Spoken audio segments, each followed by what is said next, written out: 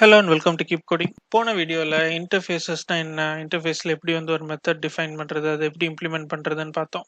இந்த வீடியோவில் ஒரு எம்டி இன்டர்ஃபேஸ் டைப்பால் என்னெல்லாம் பண்ண முடியும் அப்படிங்கிறத பற்றி பார்ப்போம். எப்போதும் போல் ஒரு நியூ ஃபோல்டர் க்ரியேட் பண்ணிக்கிட்டேன். அதில் main.go அப்படின்னு சொல்லிட்டு ஒரு ஃபைல் க்ரியேட் பண்ணிக்கிட்டேன்.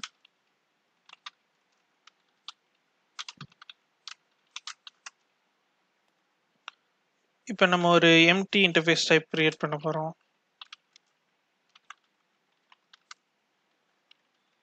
இன்டர்ஃபேஸ் அப்படின்னு சொல்லிட்டு ப்ராக்கெட்டில் எதுவுமே கொடுக்காம எந்த மெத்தட் எதுவுமே கொடுக்கலன்னா அது ஒரு எம்டி இன்டர்ஃபேஸ் டைப்பாக எடுத்துக்கும். இது நம்ம என்ன வேல்யூ வேணாலும் இதுக்கு அசைன் பண்ணலாம். ஸோ இப்போ ஜாவாலெல்லாம் பார்த்தீங்கன்னா எல்லா ஆப்ஜெக்ட்டுக்கும் ஒரு பேஸ் கிளாஸாக ஆப்ஜெக்ட்னு சொல்லிட்டு ஒரு கிளாஸ் இருக்கும் அப்படின்னு சொல்லுவாங்க. ஸோ அந்த ஆப்ஜெக்ட்டுங்கிற கிளாஸ் எங்கெல்லாம் இருக்குதோ, பேராமீட்டர் எங்கே யூஸ் பண்ணுறோமோ, வேரியபிளாக எங்கே யூஸ் பண்ணுறோமோ, அதுக்கு என்ன ஆப்ஜெக்ட் வேணாலும் அசைன் பண்ண முடியும். இந்த இன்டர்ஃபேஸும் அதே மாதிரி தான். இப்போ இந்த டேட்டாக்கு நான் ஒரு இன்டீஜர் அசைன் பண்ண முடியும், ஒரு ஸ்ட்ரிங் அசைன் பண்ண முடியும்,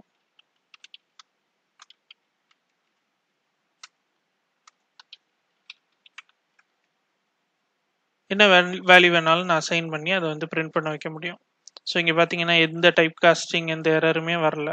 ஸோ இதை நம்ம எங்கே அதிகமாக யூஸ் பண்ணோம்னா ஒரு ஃபங்க்ஷனுக்கு பேராமீட்டரா இல்லை ஒரு ஸ்ட்ரக்சரில் ஒரு பர்டிகுலர் ஃபீல்ட் டைப், அந்த ஃபீல்ட் டைப்புக்கு என்ன டேட்டா டைப் வரும் அப்படின்னு நமக்கு கெஸ் பண்ண முடியலை.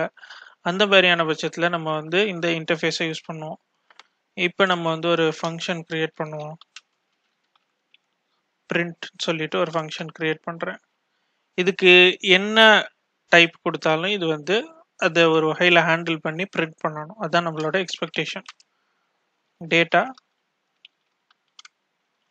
இன்டர்ஃபேஸ் அப்படின்னு கொடுக்குறேன். இதெல்லாம் ரிமூவ் பண்ணிடுறேன். பிரிண்ட் மட்டும் பண்ணுறேன். எக்ஸுங்கிறது ஒரு டேட்டா. இப்போ ஒரு ஸ்ட்ரிங் அதுக்கு அசைன் பண்ணுறேன். இந்த ஸ்ட்ரிங்கை எதுக்கு பாஸ் பண்ணுறேன், அதாவது இந்த பிரிண்ட் ஃபங்க்ஷனுக்கு.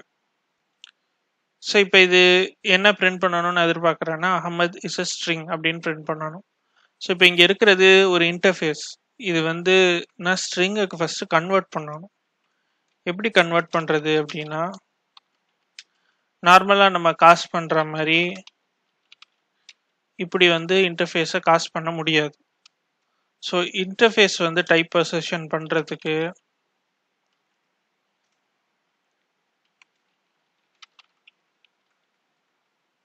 இந்த மாதிரி டிஃபைன் பண்ணணும். அந்த டைப் நேம் போட்டு டாட் வச்சு ப்ராக்கெட்டில் எந்த டைப்புக்கு நம்ம கன்வெர்ட் பண்ண ட்ரை பண்ணுறோமோ அந்த டைப் ஸ்பெசிஃபை பண்ணணும். இது பேர் டைப் அசர்ஷன் சொல்லுவோம். இது ஸ்ட்ரிங்கா இல்லையா அப்படிங்கிறத செக் பண்ணும். ஸ்ட்ரிங்காக இருந்தால் இதுக்கு அசைன் பண்ணும், இல்லைன்னா அது எரர் த்ரோ பண்ணும்.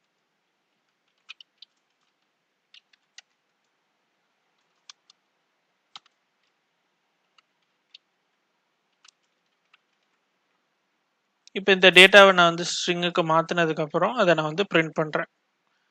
இப்போ இந்த ப்ரோக்ராம் ரன் பண்ணி பார்ப்போம்.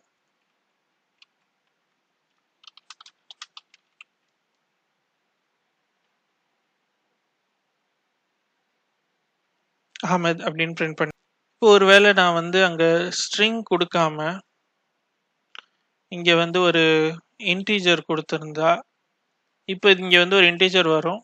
இதை நம்ம ஸ்ட்ரிங்காக கன்வெர்ட் பண்ண ட்ரை பண்ணுவோம். ஸோ அப்போ என்ன நடக்குது அப்படின்னு பார்ப்போம். இதே ப்ரோக்ராமை நான் திரும்ப ரன் பண்ணுறேன்.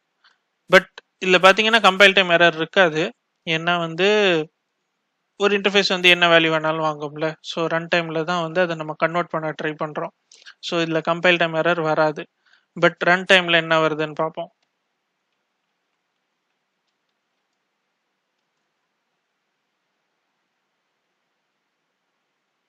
ஓகே, ஸோ பேனிக் பண்ணுது. ஸோ இன்டர்ஃபேஸ் கன்வர்ஷன் இன்டா இருக்கு, ஸ்ட்ரிங் இல்லை அப்படின்னு சொல்லுது. ஸோ இதை நம்ம ப்ரோக்ராமில் ஹேண்டில் பண்ண முடியுமா அப்படிங்கிறத செக் பண்ணுவோம். இப்போ இந்த மாதிரி ஒரு அசைன்மெண்ட் பண்ணும்போது இங்கே பக்கத்தில் ஒரு ஓகே அப்படின்னு சொல்லிட்டு நம்ம ஒரு அடிஷ்னல் வேல்யூ டிஃபைன் பண்ண முடியும். இது பார்த்தீங்கன்னா ஒரு பூலியனாக இருக்கும். இப்போ இந்த அசைன்மெண்ட் சக்சீட் ஆச்சா இல்லையாங்கிறது வந்து இந்த ஓகேல பூலியனா இருக்கும். ஸோ நான் என்ன பண்ண போறேன்னா இந்த அசைன்மெண்ட் அப்புறம் ஓகே ஓகே ட்ரூவா இருந்துச்சுன்னா இந்த ஸ்டேட்மெண்ட்டுக்குள்ள போகும். இல்லை அப்படின்னா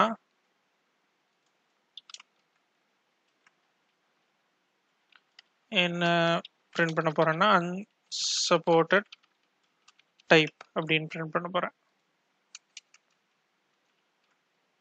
இங்க வேல் ஓகே இந்த ப்ரோக்ராம் இப்போ ரன் பண்ணும்.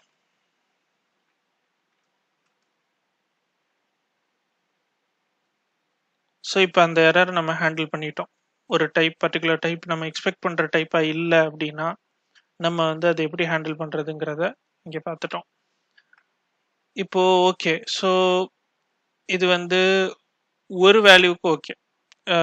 இப்போ நான் வந்து ஸ்ட்ரிங்கா இருந்தா இப்படி பிஹேவ் பண்ணணும்னு எதிர்பார்க்குறேன், இன்டீஜரா இருந்தா ஒரு மாதிரி பிஹேவ் பண்ணணும்னு எதிர்பார்க்குறேன். ஸோ ஒவ்வொன்றுத்துக்கும் நான் வந்து ஒவ்வொரு இஃப் ஸ்டேட்மெண்ட் எழுதிட்டே போக முடியாது, அது வந்து அவ்வளோ கன்வீனியன்ட்டா இருக்காது. ஸோ இதுக்கு வந்து கோல வந்து ஒரு நல்ல ஃபீச்சர் இருக்கு. நம்ம ஸ்விட்ச் கேஸ் பார்க்குறப்ப டைப் ஸ்விட்ச்னு சொல்லிட்டு ஒன்று இருக்குது அப்படின்னு சொல்லியிருந்தேன். ஸோ இப்போ நம்ம அதை பார்ப்போம். இப்போ ஒரு ஸ்விட்ச் கேஸ்ல இந்த மாதிரி அசைன் பண்ற பிளேஸ்ல டாட் டேட்டா டாட் இங்க வந்து நான் டைப்னு கொடுத்துடணும். இங்க பாத்தீங்கன்னா நான் எந்த டைப் கன்வெர்ட் பண்றேனோ அது ஸ்ட்ரிங்னு கொடுத்துருந்தேன். பட் இங்க வந்து ஜென்ரலா டைப் அப்படின்னு கொடுத்துட்டு இந்த கேஸ் ஃபுல்லா வந்து நான் டைப் ஸ்பெசிஃபை பண்ண முடியும். ஃபார் எக்ஸாம்பிள் எனக்கு ஸ்ட்ரிங்கா இருந்தா இப்படி பிரிண்ட் பண்ணணும் அப்படின்னு சொல்றேன். ஒருவேளை இன்டீஜரா இருந்தா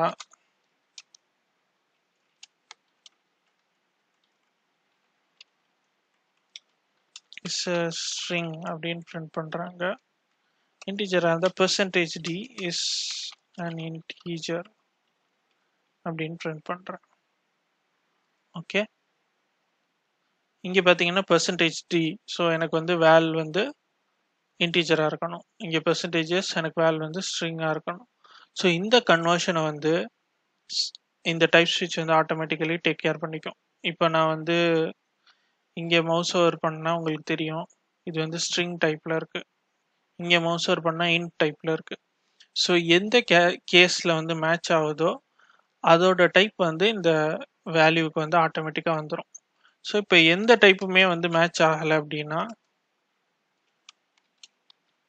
நான் என்ன பண்ண போறேன் அப்படின்னா அன்சப்போர்ட்டட் டைப் அப்படின்னு வந்து பிரிண்ட் பண்ண போறேன். இப்போ இந்த இஃப் எல்ஸை எடுத்துட்டேன். ஸோ இது வந்து ரொம்ப சிம்பிளான ஒரு கன்ஸ்ட்ரக்ட், என்ன டைப் கொடுத்தாலும் அதை ஹேண்டில் பண்றதுக்கு. இந்த ப்ரோக்ராம் ரன் பண்ணி பார்ப்போம்.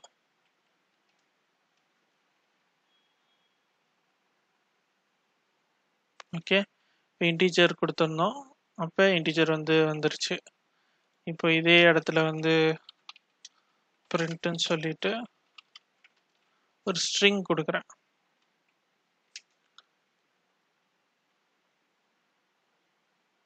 பாருங்க அதுவும் வந்து அஹமது ஸ்ட்ரிங் அப்படின்னு சொல்லிட்டு வந்துருச்சு. இப்போ இது நம்ம பேசிக் டைப்புக்கு மட்டும் இப்படி பண்ண வேண்டியது இல்லை. இப்போ நம்ம டிஃபைன் பண்ற ஸ்ட்ரக்சருக்கும் இதை யூஸ் பண்ணலாம். ஃபார் எக்ஸாம்பிள் எம்ப்ளாயி அப்படின்னு சொல்லிட்டு ஒரு ஸ்ட்ரக்சர் டிஃபைன் பண்றேன். இதுல வந்து நேம் அப்படின்னு சொல்லிட்டு ஒரு ஸ்ட்ரிங் இருக்குது. ஓகே ஸோ இப்போ இந்த எம்ப்ளாயியும் வந்து இந்த பிரிண்ட் ஃபங்க்ஷன் ஹேண்டில் பண்ணணும் அப்படின்னு நான் விரும்பினா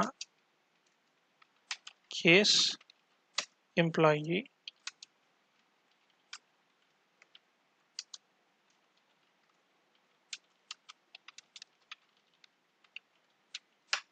இங்க வந்து அந்த எம்ப்ளாயியோட நேமை வந்து நான் பிரிண்ட் பண்ண போறேன். ஸோ இப்போ எனக்கு வேல் டாட் அப்படின்னாலே இதுல இருக்கிற என்னோட எனக்கு நேம் ஆட்டோமேட்டிக்கா வந்துடுது. இப்போ வந்து இதுக்கு வந்து ஒரு எம்ப்ளாயி கொடுப்போம். இப்போ அகமது அப்படிங்கிறத நான் ஒரு எம்ப்ளாயியா கொடுக்க போறேன். நேம்ல வந்து ஃபரீஸ் அப்படின்னு மாத்திட்டேன். ஸோ இப்போ வந்து ஒரு எம்ப்ளாயி ஸ்ட்ரக்சரோட வேல்யூ வந்து நம்ம இது கொடுக்குறோம். ஸோ இந்த கேஸ் வந்து நமக்கு மீட் ஆகணும், இந்த அவுட்புட் நமக்கு வரணும். இதை ரன் பண்ணுவோம்.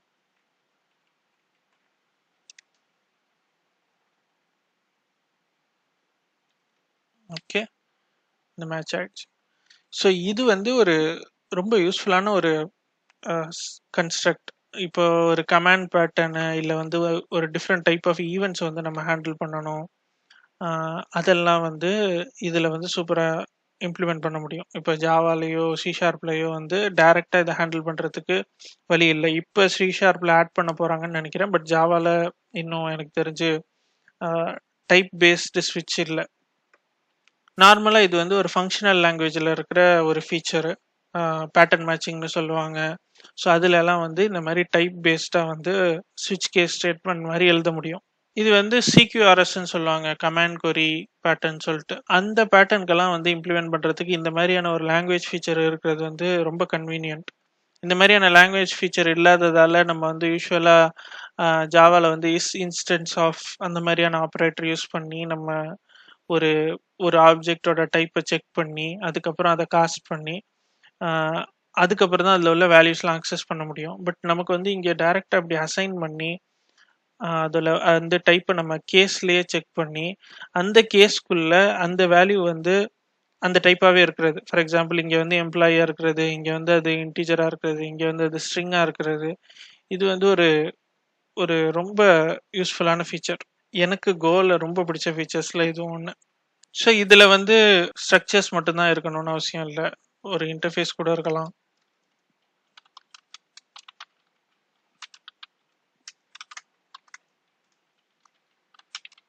இப்போ ஒரு மேனேஜர் அப்படின்னு சொல்லிட்டு ஒரு ஸ்ட்ரக்ட் டிஃபைன் பண்ணியிருக்கேன்.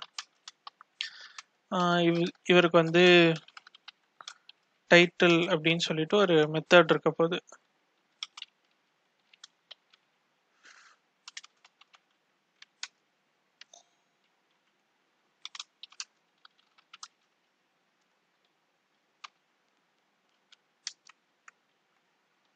இந்த மெத்தடை கால் பண்ணா அந்த டைட்டில்ங்கிற டைப் வந்து ஸ்மால் கேஸ் பண்றேன்.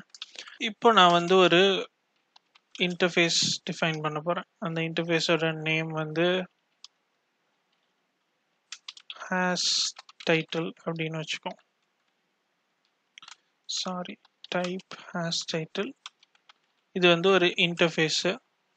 இந்த இன்டர்ஃபேஸ்ல என்ன இருக்கணும்னா டைட்டில் அப்படின்னு ஒரு மெத்தட் இருக்கணும். அது வந்து ஸ்ட்ரிங்கை ரிட்டர்ன் பண்ணணும். So has title is an interface.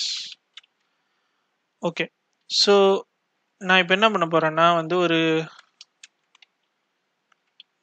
ஒரு மேனேஜர் ஸ்ட்ரக்சரை வந்து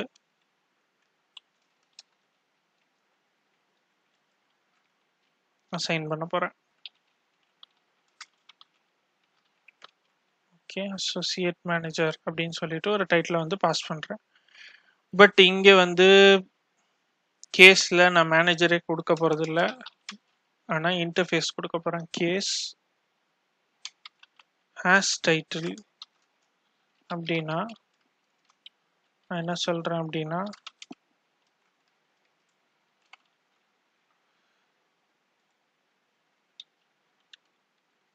is title of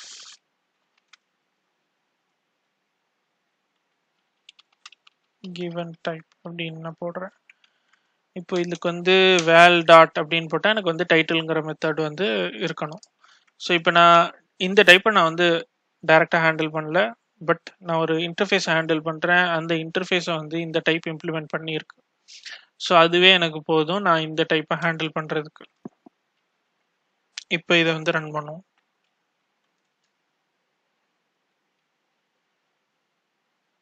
okay, so actually new line போடலை.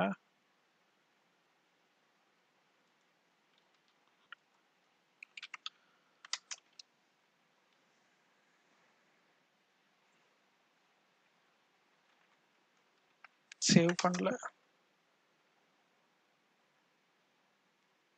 Okay, so associate manager is the title of given type அப்படின்னு வந்துருச்சு. இது எதுக்குன்னா வந்து நம்ம மூணாவதா மேனேஜர்னு கொடுத்ததுக்கு. ஸோ இன்டர்ஃபேஸையும் நம்ம யூஸ் பண்ண முடியும். இதில் வந்து நம்ம ஒரே ஒரு விஷயம் தான் நம்ம அண்டர்ஸ்டாண்ட் பண்ணணும். இப்போ நான் வந்து இந்த எம்ப்ளாயியோட அட்ரஸ் கொடுக்குறேன் அப்படின்னா இப்போ என்ன வருதுன்னு பார்ப்போம். ஸோ முன்னாடி ஃபரீஸ் இஸ் அன் எம்ப்ளாயின்னு வந்துட்டு இருந்தது. இப்போ வந்து அன்சப்போர்ட்டட் டைப்னு வருது. அதாவது வந்து இப்போ எம்ப்ளாயிங்கிற டைப் இங்கே வரல. நமக்கு வர்ற டைப் என்ன? எம்ப்ளாயியோட அட்ரஸ். ஸோ அதை நான் மேட்ச் பண்ணணும் அப்படின்னா ஸ்டார் எம்ப்ளாயி அப்படின்னு போட்டா இப்போ அது வருது. ஸோ நம்ம இதை வந்து தெளிவாக அண்டர்ஸ்டாண்ட் பண்ணணும். வேல்யூ இல்லை அட்ரஸ் எதை ஹேண்டில் பண்ணணுமோ அதுக்கு தகுந்த மாதிரி நம்ம இங்கே வந்து கரெக்டாக கேஸ் டிஃபைன் பண்ணணும். ஸோ இதில் இன்னொரு ஒரு ஃபீச்சர் என்னன்னா வந்து இங்கே நம்ம கமா கொடுத்து மல்டிபிள் டைப்ஸை வந்து ஒன்றா ஹேண்டில் பண்ண வைக்க முடியும். இப்போ இன்ட் 32 கொடுக்குறேன்னு வச்சுப்போம். இப்போ ஸ்ட்ரிங் in32 ரெண்டுத்துக்குமே வந்து இந்த ஸ்டேட்மெண்ட் எக்ஸிக்யூட் ஆகும். பட் ஆனால் அப்படி இருக்கிறப்ப இங்கெல்லாம் வந்து இந்த வேல்க்கு வந்து அந்த டைப் எப்படி இன்ஃபர் ஆச்சோ ஆட்டோமேட்டிக்காக பேஸ்ட் ஆன் இந்த கேஸில் என்ன கொடுக்குறோமோ, ஒரு கேஸில் 2 டைப் இருக்கிறப்ப அதால் எந்த டைப்பை யூஸ் பண்ணுறதுங்கிறத டிசைட் பண்ண முடியாது. அந்த மாதிரி கேஸில் நமக்கு இன்டர்ஃபேஸ்னே அது டைரெக்டாக கொடுத்துரும். ஓகேவா? அதே மாதிரி தான் வந்து டிஃபால்ட்லேயும் வந்து இந்த வேல்யூ வந்து இன்டர்ஃபேஸ்னு தான் இருக்கும். ஸோ இதை நான் வந்து பிரிண்ட் பண்ணணும்னா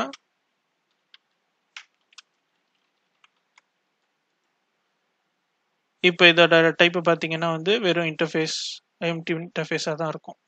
கோவில் வந்து ஜெனரிக்ஸ் கிடையாது. அட்லீஸ்ட் கோ 1ல் கிடையாது. கோ 2ல் வந்து வரப்போதா இல்லையா அப்படிங்கிறது வந்து இன்னும் கன்ஃபார்ம் ஆகலை.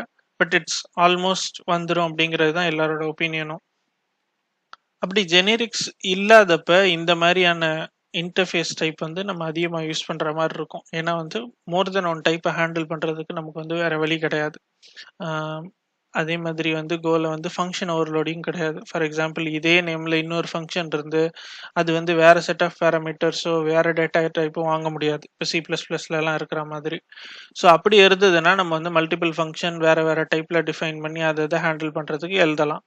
பட் அந்த இது கிடையாது. ஏன்னா ஒரு நேமில் வந்து ஒரு ஃபங்க்ஷன் தான் இருக்க முடியும். அப்படி இருக்கிறப்ப இந்த இன்டர்ஃபேஸ் வந்து நம்ம எங்கெல்லாம் வந்து டிஃப்ரெண்ட் டேட்டா டைப்பை ஹேண்டில் பண்ணணுமோ அங்கெல்லாம் நம்ம இன்டர்ஃபேஸ் தான் யூஸ் பண்ணி ஆகணும். ஸோ அடுத்து வர வீடியோஸில் எரர் ஹேண்ட்லிங், கன்கரன்சி இதெல்லாம் பார்ப்போம். மிஸ் பண்ணிடாமல் இருக்க சப்ஸ்கிரைப் பண்ணுங்கள், ஃபீட்பேக் கொடுங்க.